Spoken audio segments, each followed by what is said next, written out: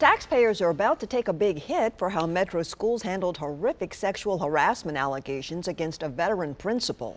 At a time when the schools say they need more money, News Channel 5 has learned a lot of cash could be going to pay for the failures of district leaders.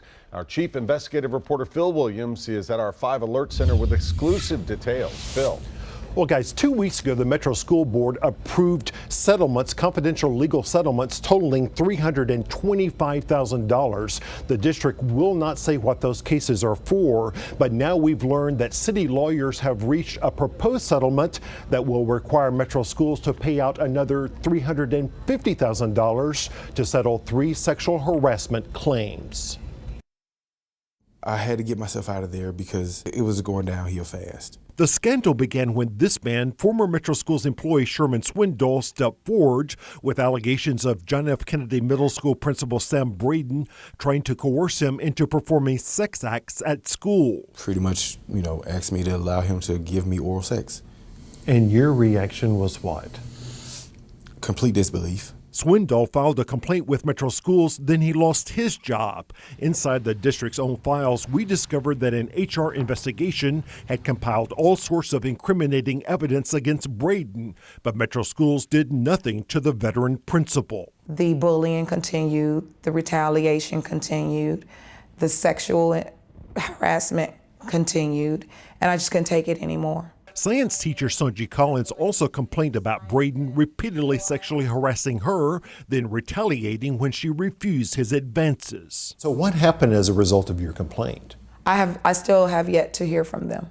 Now, as a result of efforts to mediate a lawsuit filed by them and teacher Marcus Kennan, Metro lawyers reached a deal to pay out $350,000 to settle the claims. Well, I hope the lawsuit itself sends the message that Metro has to take these complaints of sexual harassment more seriously and deal with them. Attorney Gary Blackburn's lawsuit accused Metro Schools of ignoring complaints of sexual harassment and running sham investigations. Did you drop the ball? I did not drop the ball. I appreciate it. In fact, schools director Dr. Sean Joseph initially defended Braden, telling school board members there was nothing to the allegations that we uncovered. It wasn't until public pressure mounted that Braden was placed on administrative leave. He then decided to retire. So I keep wondering and I keep struggling, trying to figure out why are we so stuck? Nearly a month ago, board chair Sharon Gentry, one of Joseph's most vocal defenders, chastised dissident board members for being so stuck on the sexual harassment issue. Why are we so stuck on whether our handling of sexual harassment cases has been appropriate when we've had attorney after attorney after attorney come to us and say, no one in this administration has done anything wrong? Respectfully, that's an inaccurate statement.